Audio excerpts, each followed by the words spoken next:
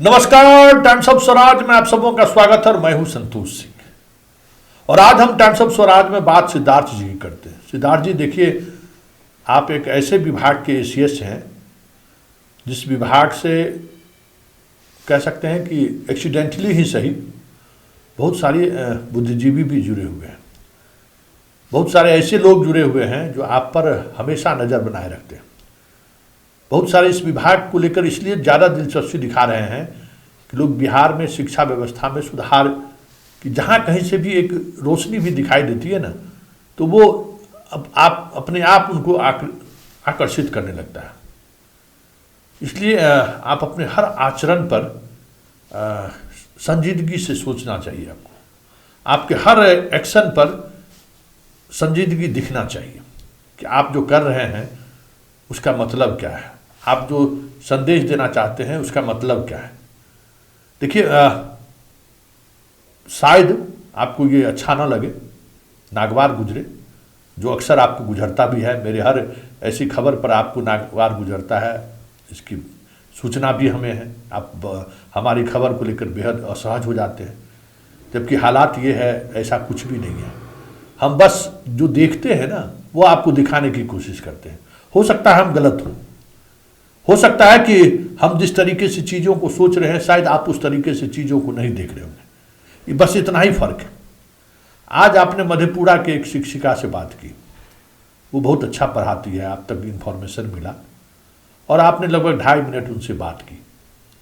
लेकिन आपके बातचीत का जो अंदाज था ना, आप बातचीत के सहारे जो दिखाने की कोशिश कर रहे थे ना, उसमें बहुत ही फुहरपन था। आप गंभीर नहीं हैं, ये बातें आज और खुलकर स्पष्टता के साथ सामने आ गई। हम पहले भी कहते थे कि आप चीज़ों को गंभीरता से नहीं लेते, आप छू के चल देते हैं। आपने जो अभियान की शुरुआत की है लाजवाब है। आप जिस तरीके से जांच कर रहे हैं बहुत काबिल तारीफ है। लेकिन आप जैसे ही बीमारी आपके सामने आता है ना, आप स्किप कर जाते हैं, जो एक कुशल डॉक्टर का लक्षण कभी हो ही नहीं सकता है। बीमारी है तो फाइट इट, बीमारी है तो उसकी वजह समझिए, बीमारी है तो उसका इलाज हो या ना हो, लेकिन पेशेंट को यह एहसास जरूर दिलाइए कि हम तुमको बचा लेंगे। आज आप जो बातचीत किए हैं मधेपुरा की उस लड़की से, शिक्षिका से, जरा उस बातचीत को फिर से आप गौर से सुनिए और हम अपने दर्शकों को भी सुना रहे हैं कि आप किस तरीके से बात कर रहे थे और आपकी बात में कितना अगंभीरता था, वो मैं महसूस कर रहा हूँ।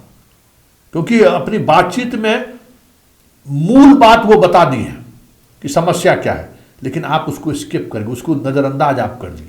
ये सही नहीं है। आप बहुत जिम्मेवार पद पर बैठे हैं और आप शिक्षा व्यवस्था को सुधारने की बात करने लगे हैं, कर रहे हैं और गुणवत्तापूर्ण शिक्षा की भी बात कर रहे हैं। तो जरा आप भी सुनिए, जिस शिक्षिका से आप बात किए हैं उससे क्या बातचीत किया, बातचीत का तरीका क्या था, उनकी बातों को आप किस तरीके से ले रहे थे।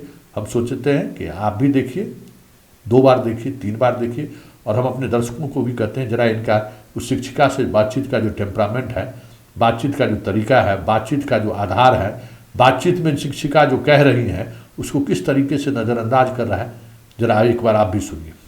मैडम जूही भारती बोल रही हैं? जी सर, नमस्ते सर। नमस्ते नमस्ते। तब क्लास में हैं? जी सर। आपके बारे में कुछ मैंने सुना था कि आप कुछ इनोवेटिव तरीके से पढ़ा रही हैं, वही जानकारी लेने के लिए मैंने फोन किया था। जी सर। क्या करती हैं आप? मतलब लोकल मटेरियल से आप पढ़ाती हैं? जी। क्या करती हैं, थोड़ा हमको बताइए। जी सर, 6 to 8 की मैं मैथ साइंस की टीचर हूँ। जी सर, ये तो बहुत अभी देहात एरिया है घरदौल, और मैं इसी बार फरवरी में यहाँ पे ज्वाइन की हूँ। ये घरदौल है मधेपुरा का ना? जी, माखन ब्लॉक में आता है जी। अच्छा, तो क्या करती हैं आप? मतलब आप लोकल सामग्रियों से पढ़ाती हैं? जी जी जी। क्या क्या पढ़ाती हैं? अभी क्या पढ़ा रही हैं? अभी तो सर मैं ये चपे बल्ब जलाओ जगमग जगमग क्लास 6 का।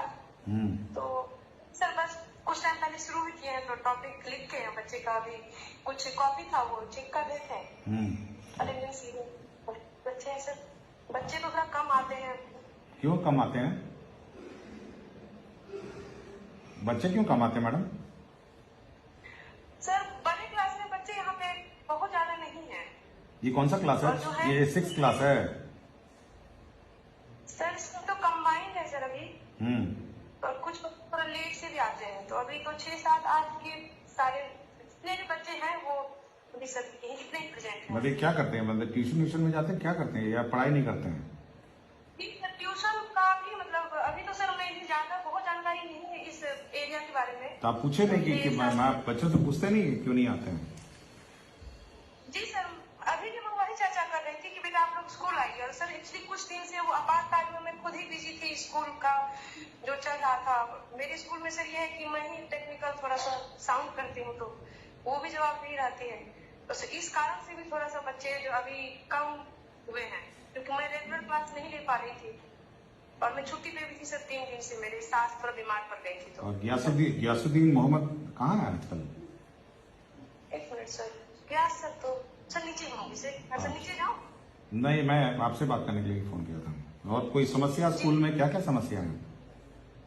सर स्कूल में वही रिसोर्सेज तो जो मिले हैं DLM का, हम लोग उससे कराते हैं, उसका भी यूज करते हैं। 6 to 8 का जो किट मिला हुआ है। बाकी सुविधाएं तो सर ठीक है, मतलब अभी के लिए जितना हमारे पास रहता है उसमें हम बेस्ट करने का कोशिश करते हैं सर। ठीक है, अच्छा कर रही हैं, इसलिए मैंने फोन किया था। ठीक, thank you so much sir, ठीक। प्रणाम। तो आपने सुना, देखिए उच्च जो भी स्कूल है, हाई स्कूल है जहाँ, वहाँ तो विद्यार्थी आपका स्कूल जाता ही जाता नहीं है। और उस शिक्षिका को किस काम में हेडमास्टर लगाए हुए था, आप उसको क्यों, जब वो बोली कि हमको अलग काम में लगा दिया गया था क्या, फॉर्म भरने में, तो साइंस की टीचर है, 3 दिन 4 दिन स्कूल नहीं पढ़ाएंगे तो कौन स्टूडेंट आएगा जो सिंसियर स्टूडेंट है। लड़की सारी समस्या का जो शिक्षिका है आपका, एक एक जो सवाल आप कर रहे थे ना, उस सवाल के जवाब के सहारे वो सारी बातें आपको समझा दी कि स्थिति क्या है। शिक्षक ने 8 स्टूडेंट है, क्यों नहीं इससे पूछे? अभी कल तक जो है सो 8 स्टूडेंट गिनते थे, कितना स्टूडेंट है, ये 8 स्टूडेंट इसके क्लास में थे, क्यों नहीं पूछे? क्यों नहीं इसको जांच का आदेश दिए? क्या सोचकर इसके पास आप फोन किए थे?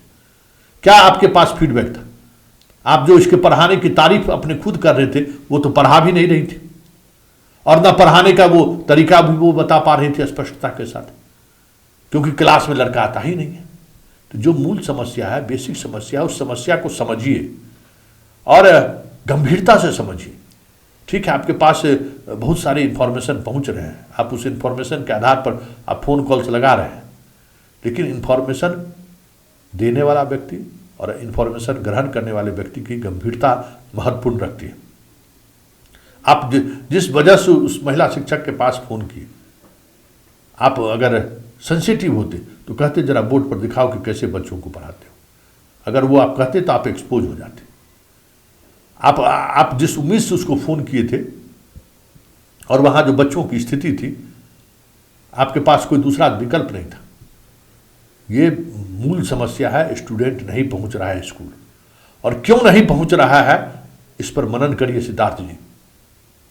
आज का ये जो आप जो किए हैं ना, ये साफ दिखता है कि ये आप जो है सो आप कर रहे हैं लोकप्रियता के लिए, लोग मुझे जाने कि देखिए हम किस तरीके से जांच कर रहे हैं। हमें ये भी मालूम है कि मधेपुरा के सोनवर्षा गांव में जो है सो बहुत अच्छी शिक्षिका पढ़ाने वाली है। हमको ये भी मालूम है कि किस स्कूल में टोला सेवक अभी है और बाकी शिक्षक नहीं है। तो आपको ये भी मालूम करना चाहिए ना। आप मधुबनी के जिस स्कूल की जांच आपने की, जिसमें कह दिया गया कि 4 गो थंब इम्प्रेशन के लिए गया हुआ था, आप उसकी जांच कराए हैं? आपका शिक्षा विभाग का सारा अधिकारी मिला हुआ है, वो चारों का चारों शिक्षक कोई थंब इम्प्रेशन के लिए नहीं गया था। चारों का चारों शिक्षक प्रखंड शिक्षा पदाधिकारी की मिली भगत से गायब था। और जो कुछ भी हो रहा है दिसंबर में, जो कुछ भी खेल हो रहा है ना, आप स्कूल का टीचर गायब है 5-5 दिन 6-6 दिन से, और वही प्रखंड शिक्षा पदाधिकारी का खेल कर रहा है। तो आपका सुबोध चौधरी या क्या है, मधुबनी से उनसे स्पष्टीकरण भी पूछा, हेडमास्टर को आप सस्पेंड कर दिए, लेकिन बाकी के बारे में कह दिया, आपको झूठ बोला कि थंब इम्प्रेशन के लिए गया। हमारे पास एविडेंस है, हम डंके की चोट पर कर रहे हैं। वो चारों शिक्षकों की आप जांच करा लीजिए। एक स्कूल में 4 गो हेडमास्टर बन गया और चारों उसमें BPSC भी है, आप जांच कराइए ना सिद्धार्थ जी। आपको टहला देता है, लोग गोल गोल गप करके टहला देता है, इस बात को आप समझिए। क्योंकि आप जिस सोर्स के हवाले से आपको तक इंफॉर्मेशन पहुंचता है ना, वो आपका फर्स्ट कहते हैं ना कि इंफॉर्मेशन का पहला पैदान वो नहीं रहता है। हम लोग जहाँ पहुँचते हैं वो इंफॉर्मेशन का पहला पैदान होता है। जहाँ कहाँ से इंफॉर्मेशन जनरेट हुआ है ना, वह अंतिम बिंदु पर हम लोग पहुँचते हैं, तब उसके आधार पर चीज़ों को समझने की कोशिश करते हैं। जरा इस बात को तहकीक करिए कि मधुबनी में आपने जो किया है सो क्या किया है, और पता चल जाएगा कि प्रखंड शिक्षा पदाधिकारी का क्या मिली भगत है। इसलिए इन चीज़ों के माध्यम से जो आप लोकप्रियता हासिल करने की कोशिश कर रहे हैं ना, इसमें आप एक्सपोज हो जाएंगे। ये बिहार है सिद्धार्थ जी, चीज़ों को बहुत गंभीरता से लोग लेते हैं। आज का जो ये आपका वीडियो कॉन्फ्रेंसिंग कहिए या व्हाट्सएप कॉल के माध्यम से आप जो जिन चीज़ों को दिखाना चाह रहे हैं ना, और जो आपका एटीट्यूड रहा है, जो जिस तरीके से आपने उस महिला शिक्षक से सवाल किया, सवाल में जो जवाब आया उसको आप जिस तरीके से नज़रअंदाज करते दिखे, उससे यही साबित हो रहा है कि आप इस तरीके के माध्यम से इन्फॉर्मेशन आप भले कलेक्ट कर रहे हैं, मीडिया को खबर पहुंचा रहे हैं, बस इसी से हमको लगता है कि आपका वास्ता है। कोई बदलाव हो इसको लेकर आज के इस वार्तालाप से साफ ये झलकने लगा है कि आप उसको लेकर आप में अभिरुचि नहीं है। आपको लगेगा कि संतोष क्या क्या बात कह दिया, लेकिन बात सच्चाई है। हम वीडियो देख के बहुत शर्मसार हैं। वो एकदम टू द पॉइंट बता रही थी कि स्कूल का हालात क्या है। हाई स्कूल का एक भी हाई स्कूल में टिफिन के बाद तो टीचर रहता ही रहता नहीं है, और कोचिंग हर जगह कोचिंग पढ़ने के लिए सुबह में बच्चा जाता है, कोचिंग खत्म हुआ 10 बजे तक भागा भागा स्कूल आता है, 1 घंटी करता है, उसका चल जाता है घर, वहाँ स्नान करके खाना वाना खा के जब स्कूल मन हुआ तो आया, नहीं तो फिर खेलने के लिए चल जाता है। आप हालात का जायजा आप ले सकते हैं सिद्धार्थ जी। हम इसलिए बार बार कहते हैं कि आपको फर्स्ट हैंड इन्फॉर्मेशन नहीं मिल रहा है, आपको इन्फॉर्मेशन ऐसे लोगों के माध्यम से मिल रहा है जो पूरी इन्फॉर्मेशन को एक अपने नज़रिए से आप तक पहुंचाता है। और थोड़ा गंभीरता के साथ आज के इस वीडियो को फिर से गौर से देखिए। इशारों में ही सारी बात वो बता दी है कि स्कूल का हालात क्या है।